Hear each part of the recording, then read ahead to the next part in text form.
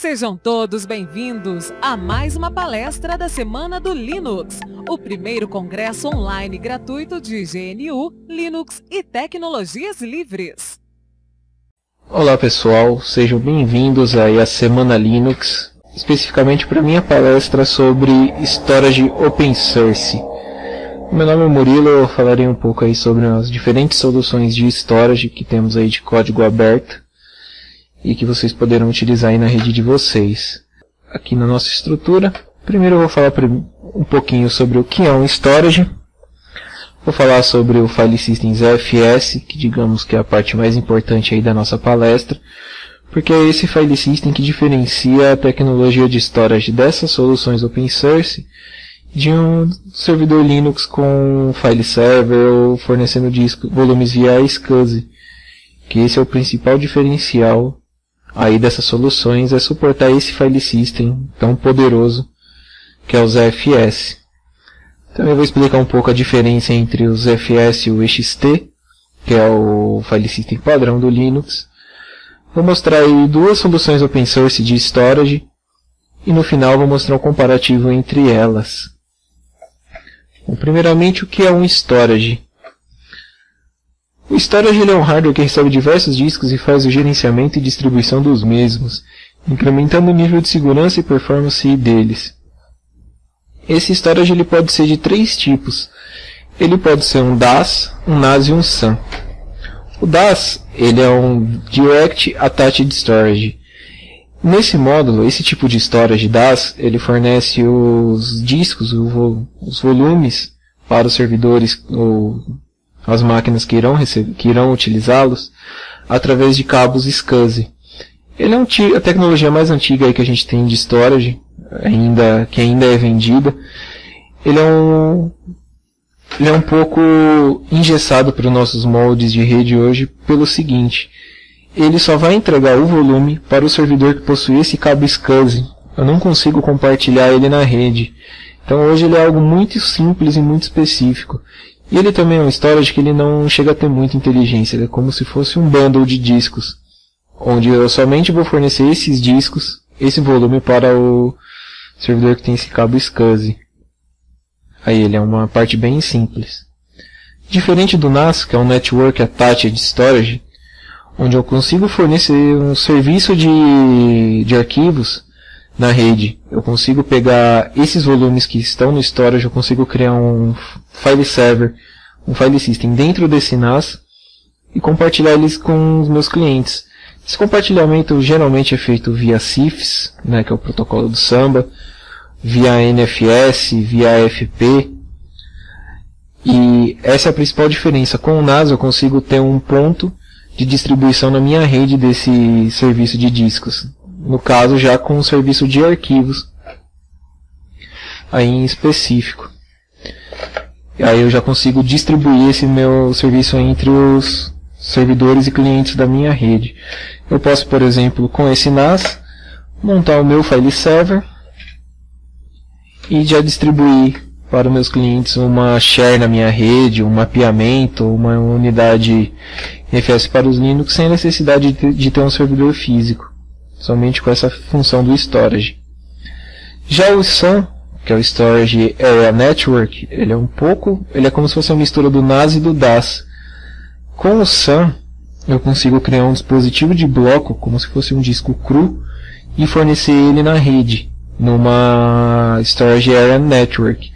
Pode ser tanto via SCSI, funcionando via TCP/IP, como pode ser sobre Fiber Channel, que aí eu teria um SAN switch distribuindo esses volumes. Digamos aí que ele é a tecnologia mais nova e de melhor performance aí dentre todas essas. Ele é um pouco diferente do NAS, que o NAS já tem o intuito de disponibilizar o serviço de arquivos na rede.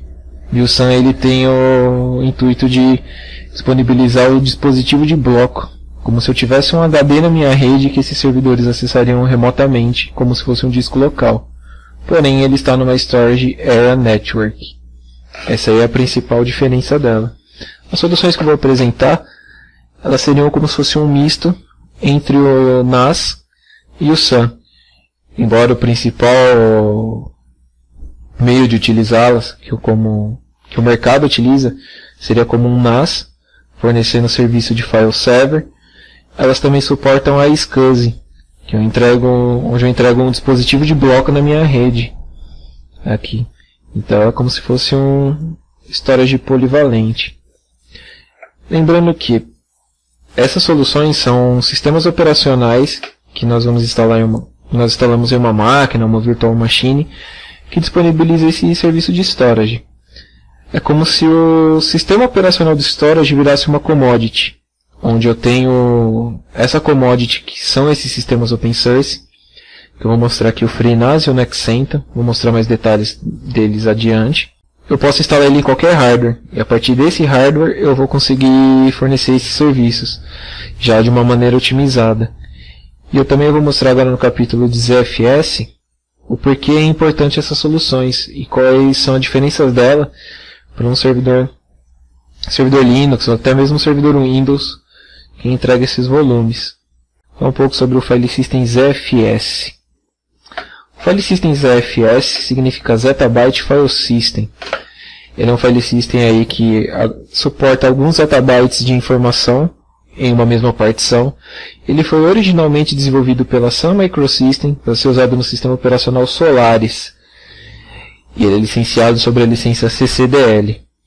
Vendo por essas informações, vocês já devem imaginar que essas duas soluções open source aí que eu vou mostrar aí para vocês, elas não são Linux na verdade.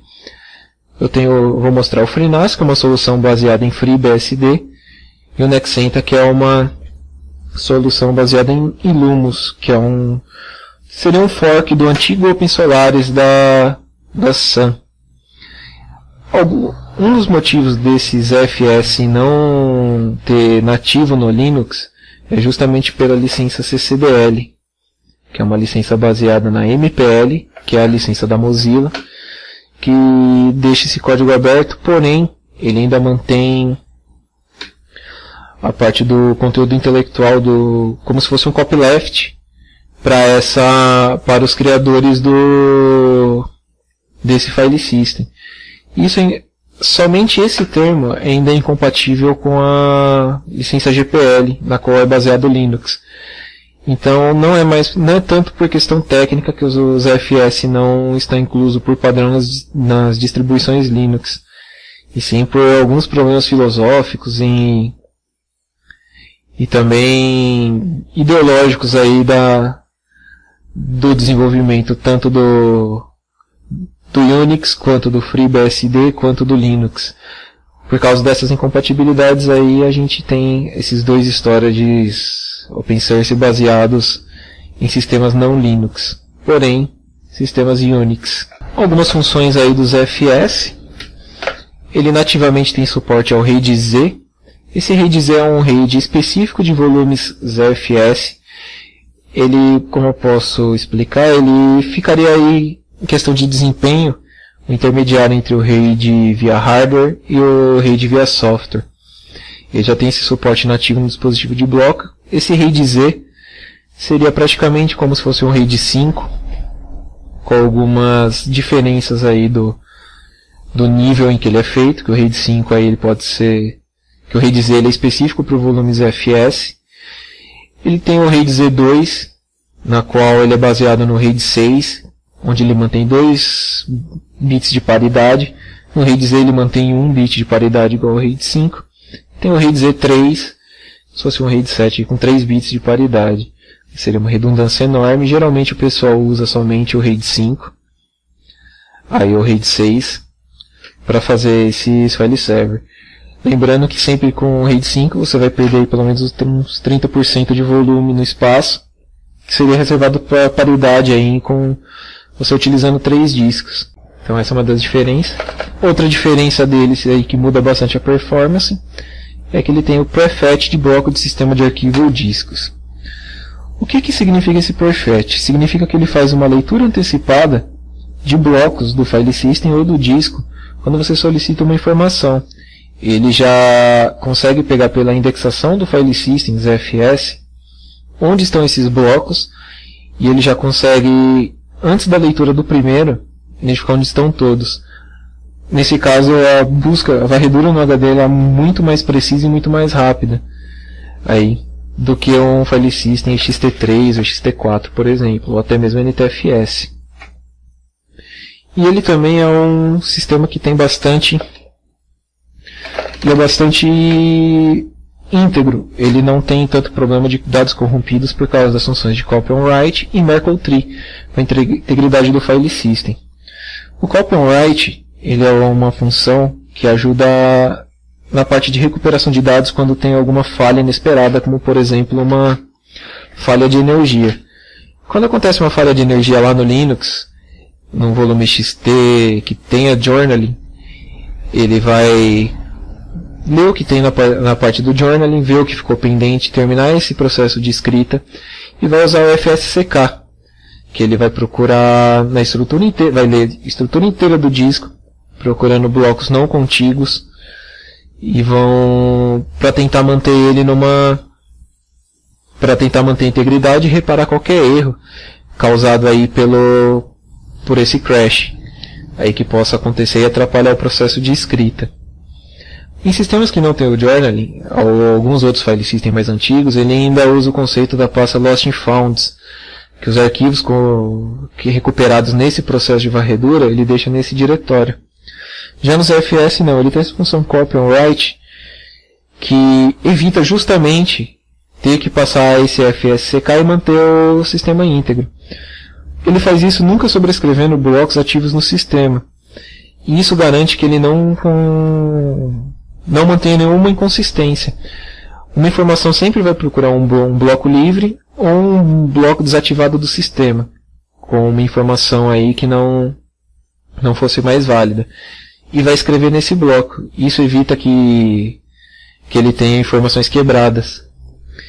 E o Merkle Tree, ele é uma árvore que ele seria como se fosse uma árvore de checksum, e nessa árvore que contém o checksum, toda informação que é acessada no disco possui o checksum da próxima informação que será acessada, garantindo a integridade dessa próxima informação. Como por exemplo, ele vai procurar algo no HD, nesse volume ZFS. Ele vai ler uma primeira trilha do HD e ele vai ter o checksum da próxima trilha que está aí na ordem de leitura. Ele vai checar, na hora que ele acessar essa próxima trilha, ele vai checar o checksum anterior com o checksum atual. E isso garante que esses dados estão íntegros. Isso aí seria uma segurança para prevenir falhas aí com falhas físicas do disco, trilhas danificadas, aí setores também. Isso seria essa parte de segurança que ele implementa. E essa informação ela é mais rápida porque ele mantém essa estrutura dentro dessa árvore Merkle Tree. Ele não precisa tirar esse checksum toda hora que for acessar. Esses checksums já estão inclusos nessa árvore. Isso garante também isso garante que ele não tem perda de performance para garantir essa integridade do file system. Tem uma outra função que eu vou colocar aqui agora que eu lembrei, que é o Ditto Blocks. Os Ditto Blocks são blocos que contêm metadados distribuídos dentro do pool dos FS. Os metadados do disco e dessas informações, como a tabela de partição, por exemplo, ele distribui ele pelo disco em várias cópias. E isso significa que se ocorrer algum problema em uma das tabelas e essa tabela corromper, ele consegue recuperar de outro Ditto Blocks desse volume e manter o file system íntegro. Então é uma grande vantagem. Em algumas implementações avançadas de ZFS é possível manter o Ditto Blocks até em volumes ZFS diferentes. Aí isso garante uma recuperação desse file system. Por isso que tem muita diferença em usar um sistema desse de storage baseado em FreeBSD ou Unix do que deixar um Linux ou um Windows com NTFS e EXT para um storage de rede, para um serviço de arquivo. Isso ajuda bastante na performance, porém ele ainda não é um sistema milagroso. Muito do que vocês vão ter de gargalo de performance não é muito referente ao file system. e sim quantidade de cache da controladora de disco do servidor que vocês vão utilizar, e também velocidade do disco. Por exemplo, a diferença de performance entre discos de 7.200 RPM e 15.000 RPM é absurda nesse tipo de situação. E até por isso não tentem, quando for implementar uma solução dessa de storage, se ater somente ao file system. A parte de hardware ainda conta bastante. Porém, os FS, como vocês viram, ele tem bastante feature de segurança aí, que pode e vai ajudar a gente aí para manter esse sistema de arquivos aí íntegro. Os FS, ele é dividido ele tem uma estrutura dividida em 7 partes, que é essa sopa de letrinha que nós estamos vendo aí. Ele tem o SPA, que é o Storage Pool Allocator. O Storage Pool Allocator, ele é o responsável pelas operações de escrita, criação, configuração e qualquer outro tipo de alteração dentro desse pool que nós criamos de discos nos FS. Então, sempre quando tem qualquer alteração na configuração, você vai escrever algo dentro desse volume, ele vai chamar essa parte do SPA. O DSL, Dataset Snapshot Layer, é o responsável pela administração dos snapshots e clones. Essa é uma função bem interessante, snapshot, por exemplo, que vocês vão conseguir com os FS também. Você consegue manter um snapshot, que é uma foto do seu sistema de arquivos, e você consegue definir um tamanho de disco que vocês vão reservar só para snapshot, e ele tira periodicamente. Se por acaso alguém deletar algum arquivo, fazer qualquer alteração no file system, ou até mesmo no conteúdo dele, vocês conseguem consultar esse snapshot e fazer uma recuperação rápida desses dados. Lembrando que ele é um snapshot periódico, ele vai ter uma área limitada que ele vai conseguir tirar essa diferença. Ele não substitui o backup aí que vocês fazem, porém, ele ajuda aí a ter uma recuperação bem rápida para vocês. Tem o DMU, que é o Data Management Unit, que ele é uma camada que agrupa os dados em unidades lógicas, em estrutura de 512 bytes, como se fossem os denodes. Ele é equivalente aí aos setores aí do nosso volume ZFS. Aqueles setores comuns do disco, ele é como se fosse o nosso do nosso volume ZFS. Temos o ZAP, que é o ZFS Attribute Processor. O ZAP, esses objetos ZAP, eles armazenam propriedades de um dataset, pool que nós criaremos. Enfim, ele seria mais para armazenar esses tipos de parâmetros aí que nós vamos passar. Temos o ZPL, que é o ZFS POSIX Layer. Ele é o responsável por apresentar os objetos da camada DMU, que seriam aí as nossas partições, para o nosso cliente como se eles fossem sistemas de arquivo POSIX, que é o sistema de arquivo que os sistemas Unix e Linux entendem. E é através deles que ele entende que ali tem um novo dispositivo de disco. Temos o ZIL, que é o ZFS Intent Log. O ZIL, ele também é um dos responsáveis por manter o sistema íntegro. Ele salva os registros de cada transação num espaço aí de memória RAM.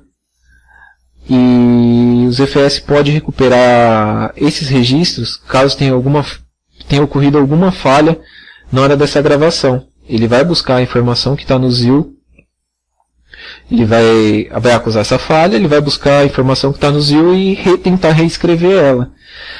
Toda vez que uma informação é escrita e é confirmada que ela já está escrita, não tem mais, foi escrita certo sem nenhum problema, esse registro é descartado da memória do ZIL. Então isso seria só para alguma falha pontual do HD. Ele ainda não é para caso que tenha um desligamento inesperado do sistema, que ali ainda os FS recupera graças ao copy on write, que nós vimos no slide anterior. O ZIL ainda seria mais para recuperar arquivos nessas falhas aí que podem acontecer por uma falha de disco, por exemplo. E temos o ZVOL, que é o ZVS Volume, que é a parte palpável para nós, administradores, que é esses FS Volume que nós vamos ver como se fosse um dispositivo de disco nos nossos sistemas operacionais.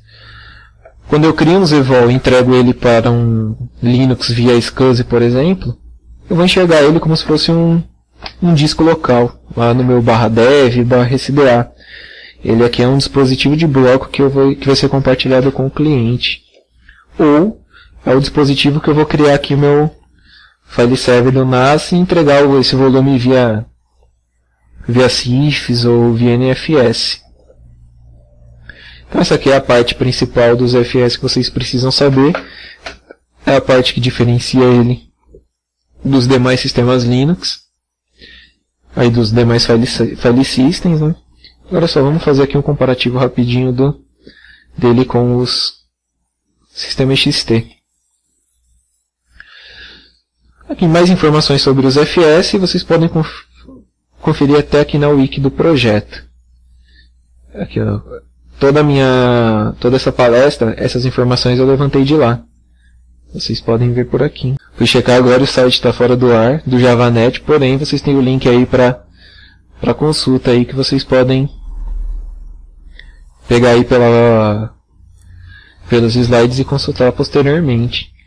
Aqui vocês vão ver toda a especificação, vocês vão ver que ele tem muito mais funções.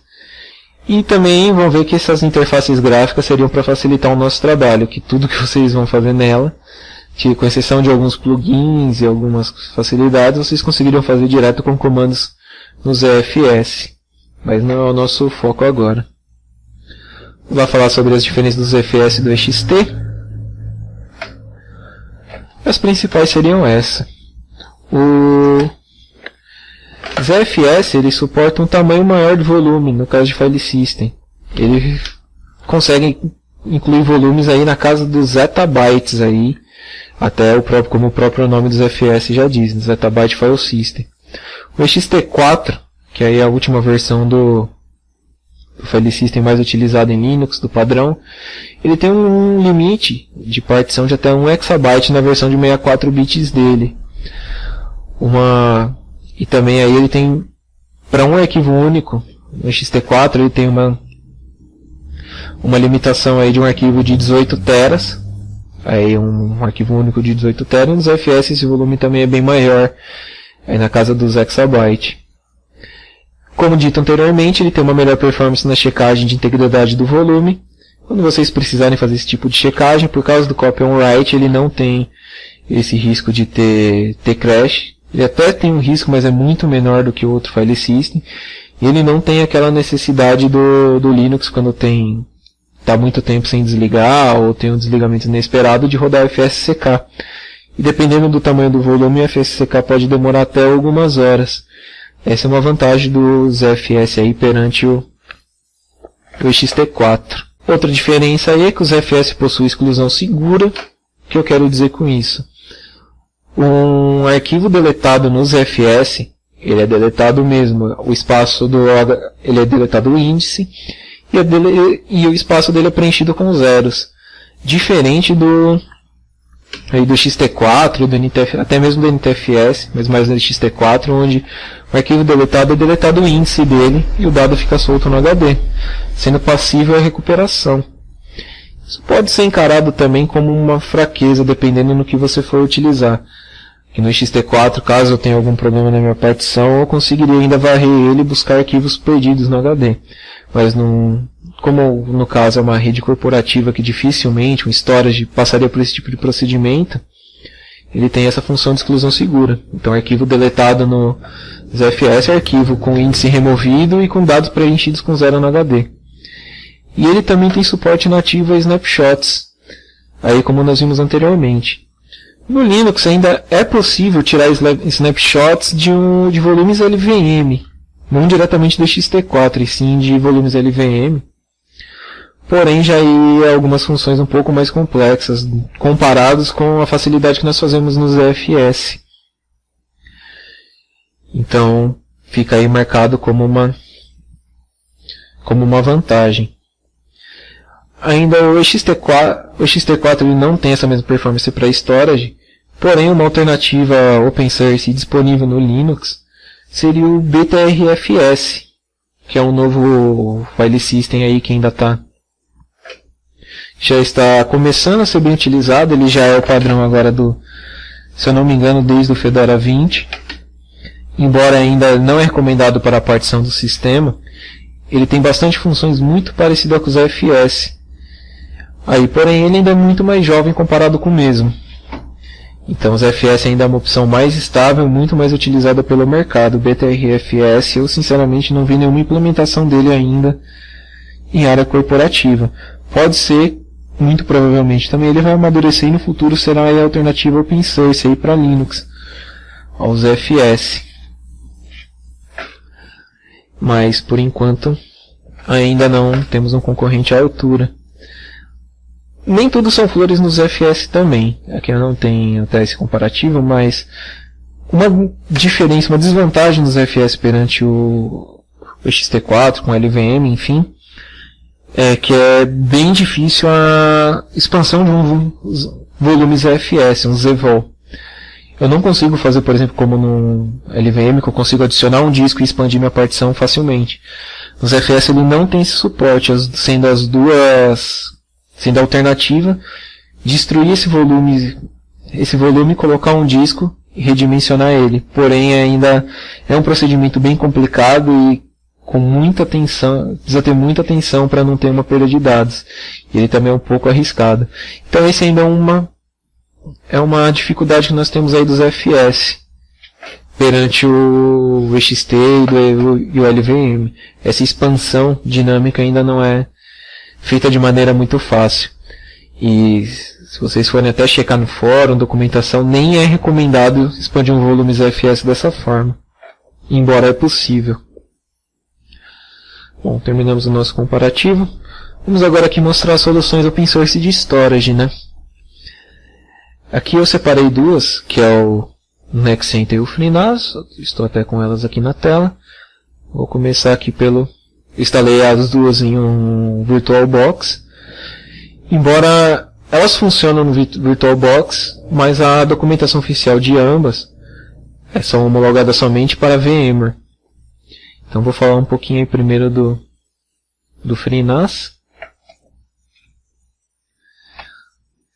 O FreeNAS é um sistema operacional de storage open source baseado no FreeBSD. Ele se comporta como um NAS e como um SAN.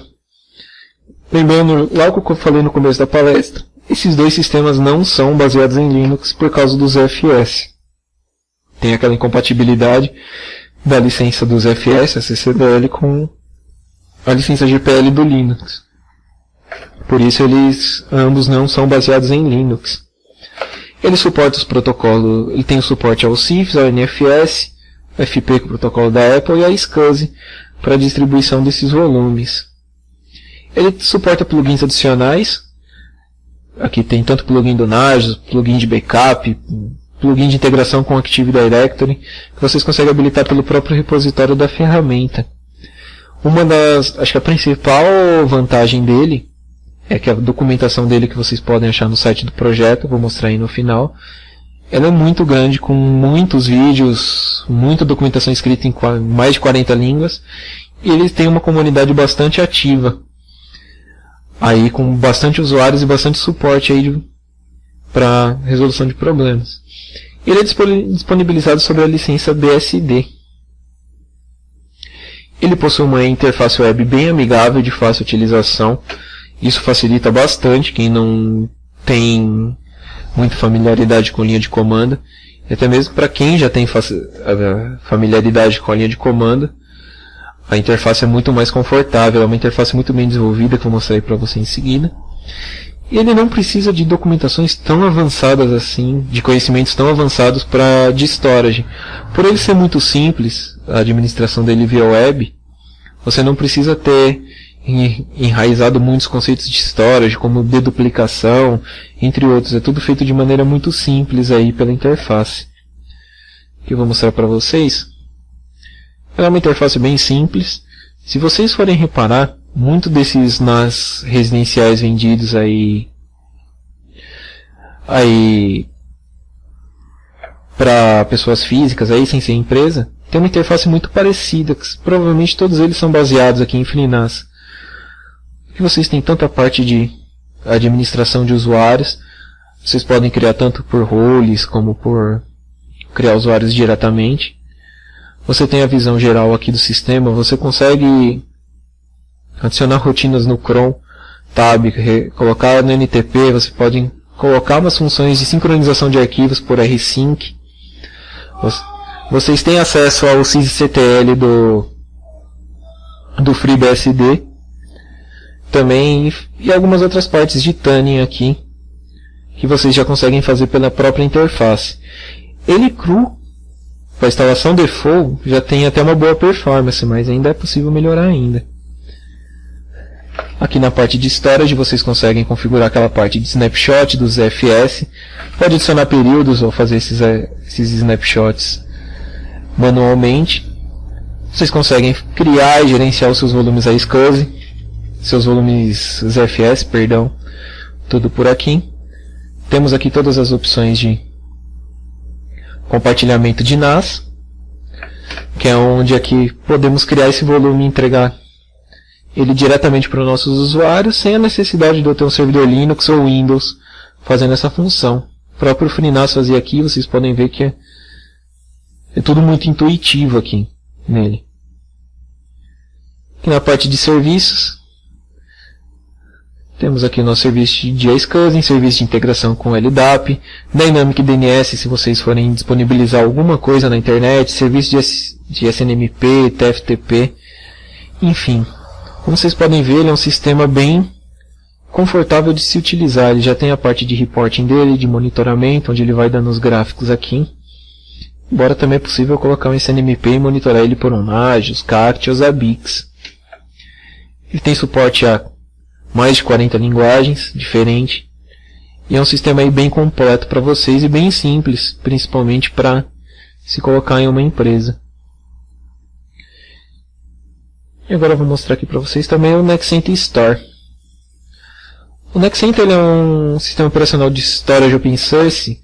Ele foi baseado primeiramente no OpenSolaris. E após a aquisição da Sun pela Oracle, o OpenSolaris foi descontinuado e o NextCenter mudou o foco dele. Hoje ele é baseado no Illumos, que é um fork do OpenSolaris e mantido pela comunidade. Ele suporta alguns plugins adicionais, ele tem bastante plugin mais complexo até que o FreeNAS, porém os que têm as melhores funções são restritos à versão Enterprise do NextCenter. Aqui eu instalei uma versão Community, mas ele tem a versão Community e Enterprise,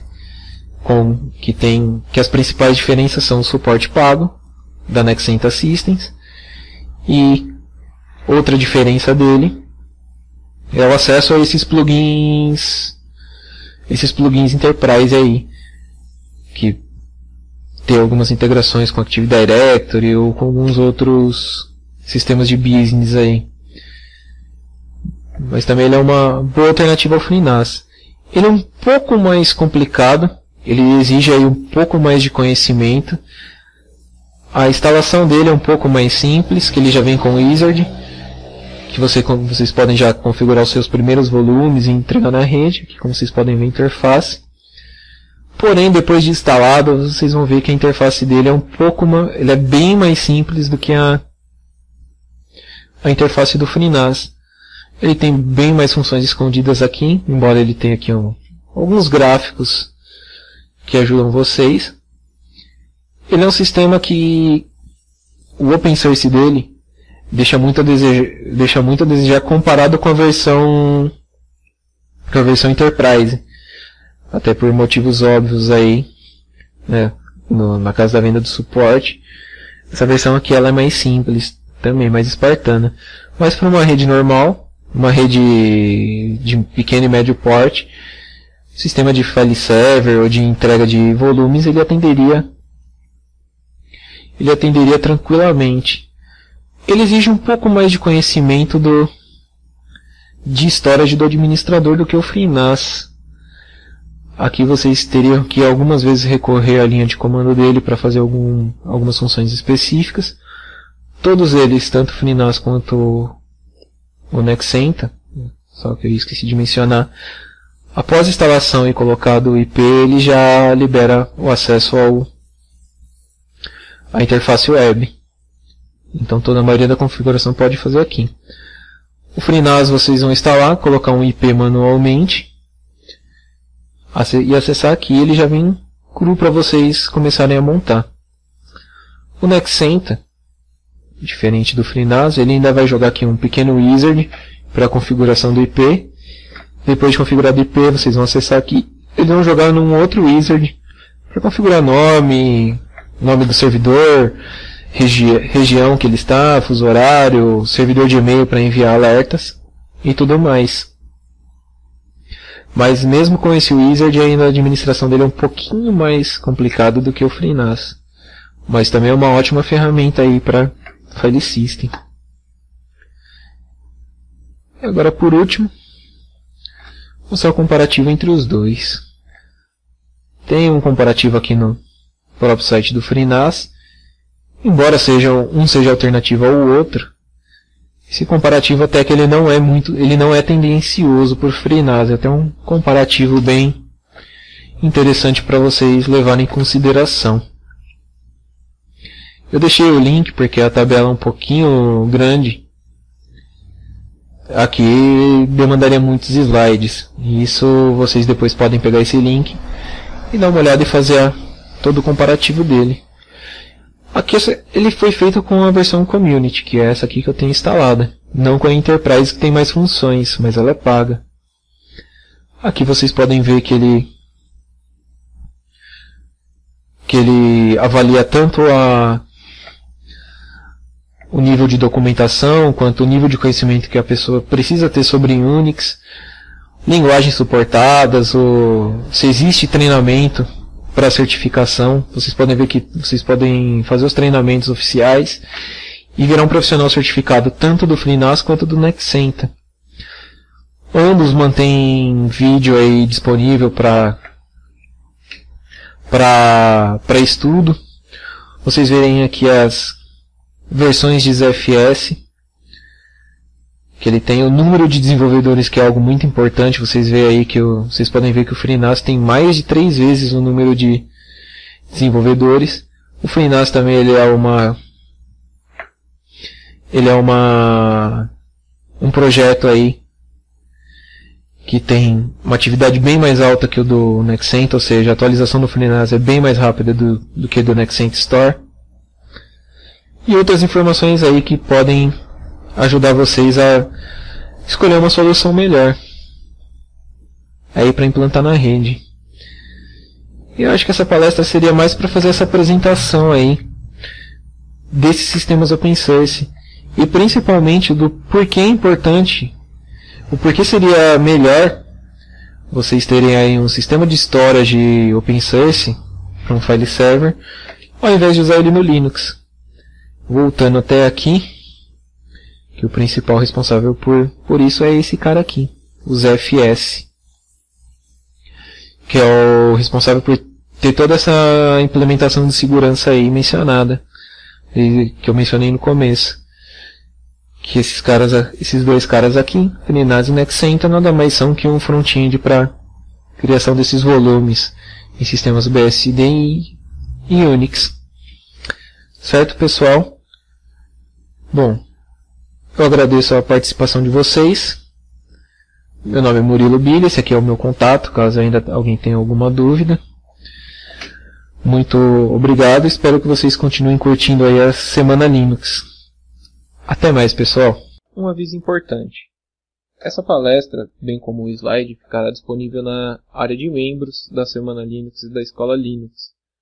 E, além disso, também ficará disponível os 2 manuais, tanto do FreeNAS quanto do Nexenta. E nas demais palestras também. Quem estiver na área de membros estará disponível o vídeo com os slides e alguns outros extras. Muito obrigado.